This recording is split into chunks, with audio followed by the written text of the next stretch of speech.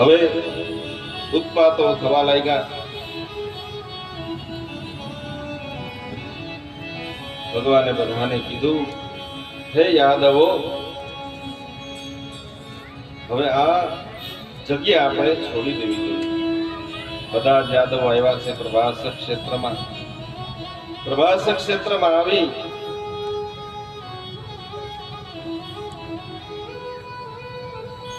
રહ્યા છે ત્યારે બરાબર ઉદ્ધવજી પણ એની સાથે છે. યાદવો અંદરો અંદર નષ્ટ થયા છે. મદ્યપાન કરીને જે ચૂર્ણ હતું એમાંથી જે વનસ્પતિ થઈ તીક્ષ્ણ તલવાર જેવી, એનાથી એકબીજાને કોઈ જોતું નથી. મામા ભાણેજ કાકા ભત્રીજા અંદરો અંદર યાદવો નષ્ટ થયા. ઉદ્ધવજી આવ્યા, આંખમાં અશ્રુ થયા. પ્રભુ, તમારા વિના કઈ રીતે આશ્રય કોનો કરવો, કેમ જીવવું? ત્યારે ભગવાને કહ્યું કે હે ઉદ્ધવ, હું મારું સંપૂર્ણ તેજ શ્રીમદ ભાગવતજીમાં પધરાવતો જાઉં છું. આજથી ભાગવત એ જ ભગવાન દ્વારકાધીશ. એની અનુભૂતિ આપણે બધાએ કરી છે. અમે તો કરીએ જ છીએ. દરેક કથામાં 1.5 થી 1.5 ફૂટની આ પહોળાઈ, એટલી વસ્તુ છે અહીંયા. માત્ર એ જ અહીંથી ઉપડશે. જેવી પોથીજી અહીંથી ઉપડી જાય પછી પાછા આવો ને પોથી પધરાવીને અહીંયા આવો ને તો અહીંથી ચૈતન્ય ચાલ્યું ગયું હોય ને એવું લાગે. ભગવાને પોતાનું તેજ પધરાવ્યું. ઉદ્ધવજીને પોતાની પાદુકા આપી અને કહ્યું કે જાઓ બદ્રિકાશ્રમમાં તમે તપ કરજો, અને વિદુરજી મળે ને તો તમે એને મૈત્રી મુનિ પાસે મોકલજો. કેવા સાધના વાળા હશે વિદુરજી. આખું જગત જે ભગવાનનું નામ લે અંતિમ સમયે એવા પ્રયત્ન કરે કે છેલ્લે મને ભગવાન યાદ આવે. એ ભગવાન છેલ્લે વિદુરને યાદ કરે છે. ઉદ્ધવને કહે છે કે વિદુરજી મળે ને તો એને આ જ્ઞાનનો ઉપદેશ એને કહેજો, મૈત્રી ઋષિ પાસેથી એ જ્ઞાન મેળવે.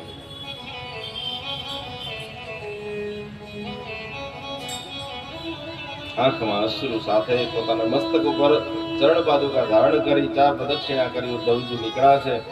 આ બાજુ જરા પારાધીએ દૂરથી ડાબા પગ પર જમણો પગ રાખ્યો છે, ટેકો લીધો છે પીપળાના વૃક્ષનો, અને દૂરથી ભગવાનના ચરણને હરણ માની અને પારાધીએ બાણ છોડ્યું. 3 પદ્મ વિંધાય ભગવાન પગમાં, આમ હાથ રાખ્યો હાથમાં અને કપાળમાં બાણ લાગ્યું. અને ભગવાન જગદીશ્વર યદા યદા હિ ધર્મસ્ય ગ્લાનિર્ભવતિ ભારત અભ્યુત્થાનમ ધર્મની સ્થાપના કરવા માટે અવતરિત થઈને આવેલું એક તત્વ, પૂર્ણ બ્રહ્મમાંથી એક તત્વ આવ્યું. એ તત્વ આજે વિદાય મળે છે. જરા પારાથી આવ્યો, પ્રભુ ક્ષમા કરો. ભગવાન કે મારી ઈચ્છાથી થયું છે, ચિંતા કરો માં. જરા પારાધીને સદેહ પોતાના ધામમાં મોકલો છે. મારના અમને પણ ભગવાન તારે છે. જરા પારાધીને મોકલો. હવે ભગવાન અર્જુનજીને કહે છે. અર્જુનજી આવ્યા, એમને પણ શોક પ્રગટ કર્યો છે. ભગવાને અર્જુનને કહ્યું હતું કે હવે દ્વારિકામાં કોઈ ને કહેજો કે કોઈ રીએ નહીં. 7મા દિવસે દ્વારિકાને સમુદ્ર બોલી દે છે. અને જે સ્ત્રીઓ, બાળકો, વૃદ્ધો એ બધાને કહેજો શંખોદ્ધારમાં વયા જાય.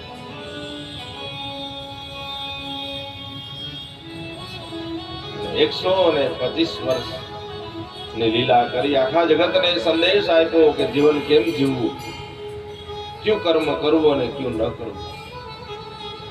એ યોગેશ્વર ભગવાન શ્રી કૃષ્ણ પોતે સદેહે સ્વર્ગ તરફ પ્રયાણ કર્યું, પોતાના ધામમાં ગયા છે.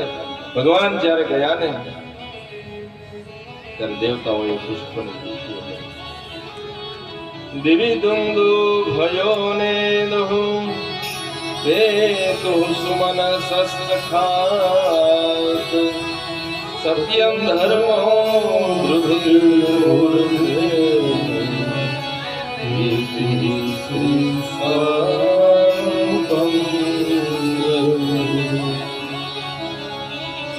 દ્વારિકાધીશ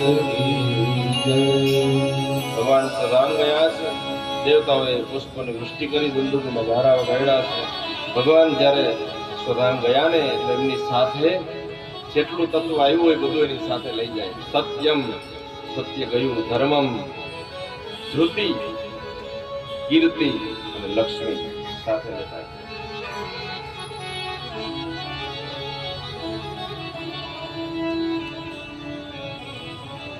આવો એકાદશ સ્કંદ ભગવાનના ચરણમાં અર્પણ કરીએ. એકાદશ સ્કંદ તત્સ શ્રી કૃષ્ણાર્પણમસ્તુ. 12મો સ્કંદ. રાજાએ પૂછ્યું કે ભગવાન સદામ ગયા પછી શું થયું? તો કે દ્વાપરનો અંત અને કલીનો પ્રારંભ. પુરંજય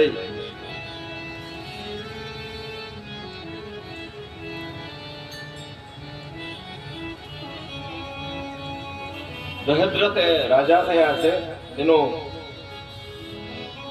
મંત્રી શુનક એને મારી અને પોતે રાજા બની જશે. કલિયુગમાં શું થાય કે જેની પાસે બળ છે, જેની પાસે ધન છે, જેની પાસે સંખ્યા બળ છે એ રાજા બનશે. ગુણ ધર્મ કઈ જોવામાં નહીં આવે. સેવાનો ભાવ જતો રહેશે. માત્ર ધન સંપત્તિની લાલચ માટે થઈ અને સેવાના એ નામે લોકો પોતાનો ધર્મ ચૂકી જશે. રાજાઓ પોતાનો ધર્મ ચૂકશે. મંત્રીને મારી પોતે રાજા બન્યો. કલિયુગનું શું વર્ણન કરવું? આપણે બધા એમાં જ રહીએ છીએ.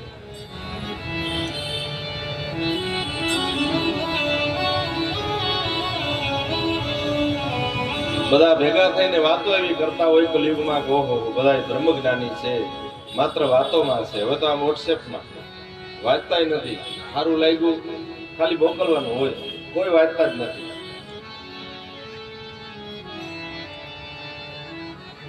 બ્રહ્મ જ્ઞાન બિનુ નારી નર કરહિ ન દુસરી બાત ઓડી લાગી લોભ ગત કરહિ વિપ્ર ગુરુઘાત. કલિયુગમાં માણસ વાતો કરતા હોય ને તો આપણે ત્યાં ઓહો બધા બ્રહ્મ જ્ઞાની ભેગા થયા, પણ માત્ર એના વાણીમાં જ છે, વર્તનમાં આ વસ્તુ નથી.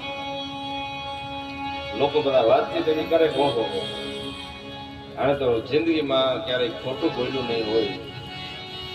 પણ વિધવન કે શ્રીંગાર નવીના, વિધવાઓ શ્રીંગાર કરશે.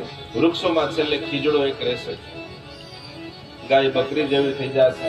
માણસનું આયુષ્ય 20 થી 25 વર્ષનું થઈ જશે.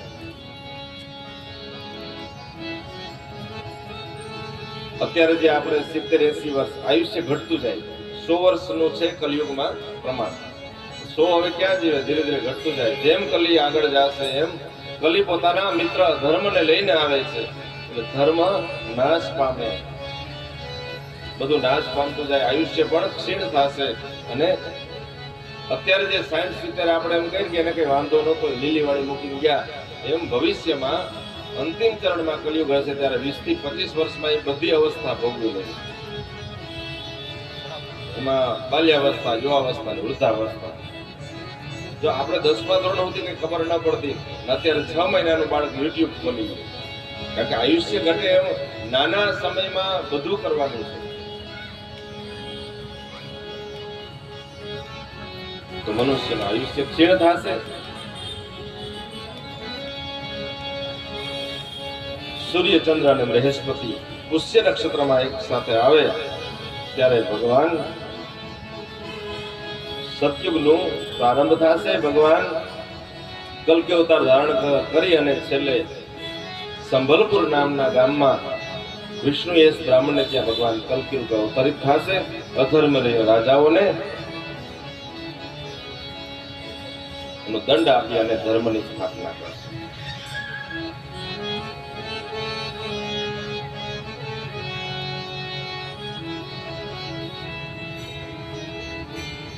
છેલ્લે જેને આપણે હુંડી કહીએ, હુંડી એટલે અનુક્રમણિકા. એવી એક લોકવાયકા છે કે જેણે આખી કથા ન સાંભળી હોય એ ઊંડી સાંભળે તો આખી કથા જેવું થાય.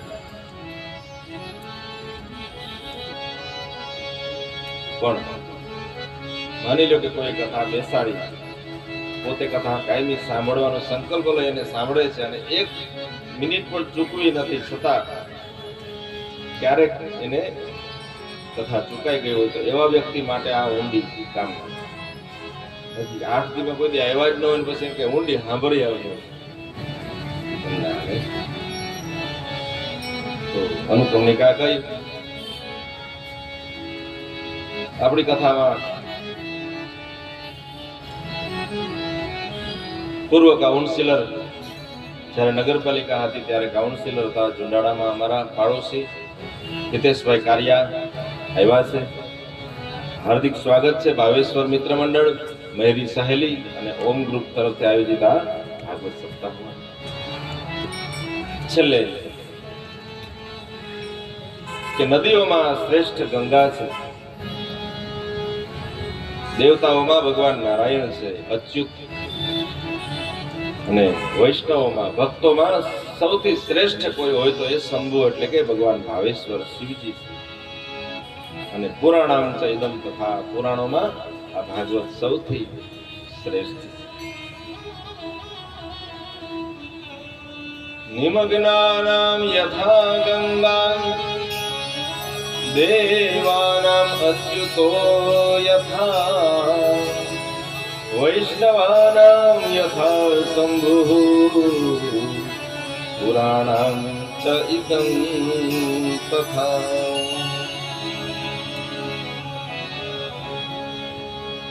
છેલ્લે કહ્યું કે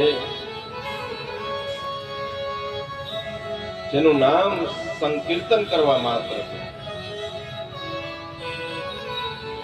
યત્ફલં નાસ્તિ તપસા ન યોગેન સમાધિનઃ તત્ફલં લભ્યતે સમ્યક્ લોકે સર્વકીર્તના. અન્ય યુગોમાં જે તપ કરવાથી ફળ ન મળે, યત્ફલ નાસ્તિ તપસા ન યોગેન, યોગ દ્વારા જે ફળ ન મળે, ન સમાધિ. કલિયુગમાં આપણે ક્યાં યોગ સમાધિ કરવાના છે? તત્ફલમ લભ્યતે સમ્યક કલૌ કેશવ કીર્તનાથ. કલિયુગમાં કઈ કરવાનું નથી. 99 દુર્ગુણ છે પણ એક સદગુણ છે. સાચા હૃદયથી ભગવાનના શરણમાં વયું જવું, એનું નામ લઈ લેવું, આંખ બંધ કરી એનું ધ્યાન ધરવું, એનું કીર્તન કરવું, એનું નામ લેવું, જપ કરવો.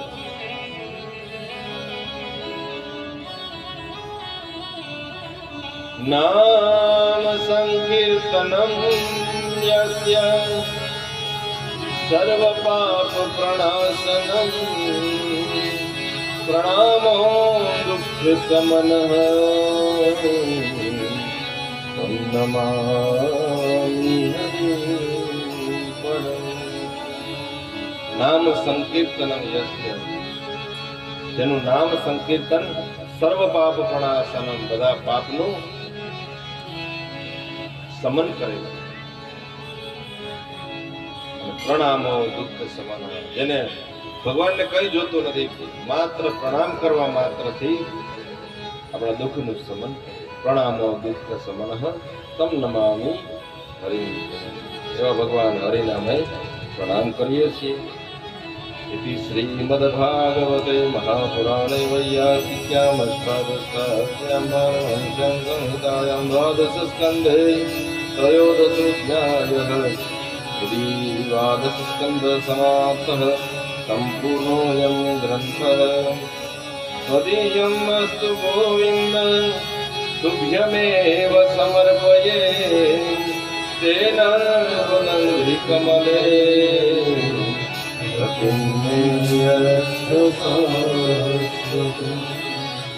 12 સ્કંદની આ સંહિતા વ્યાસ ભગવાન દ્વારા રચાયેલું, સુખદેવજી દ્વારા સૌ પ્રથમ વર્ણવાયેલું સાક્ષાત શ્રીમદ ભાગવતાખ્યોયમ પ્રત્યક્ષ શ્રી કૃષ્ણ એવ હિ. આ પોતે જ કૃષ્ણ છે. શ્રી કૃતોષી મયાનાથ મુક્ત્યર્થ ભવસાગર. આવો હરિ અનંત હરિકથા અનંત. સમયને જતા વાર ન લાગે. ખાસ ભગવાનના આવા કાર્યમાં 7મો દિવસ છે. થોડો સમય તમારો બધાનો વધારે લીધો. 2 મિનિટ માટે ભગવાન નામ સ્મરણ સાથે હર્ષાબેન વિનંતી કરીશ અહીં આવી જશે, બધાને રમાડી દેજો. 2 મિનિટ માટે આપણી કથામાં સાયં સંધ્યા નિમિત્તે 2 મિનિટ માટે ભગવાન સ્મરણ કરીએ.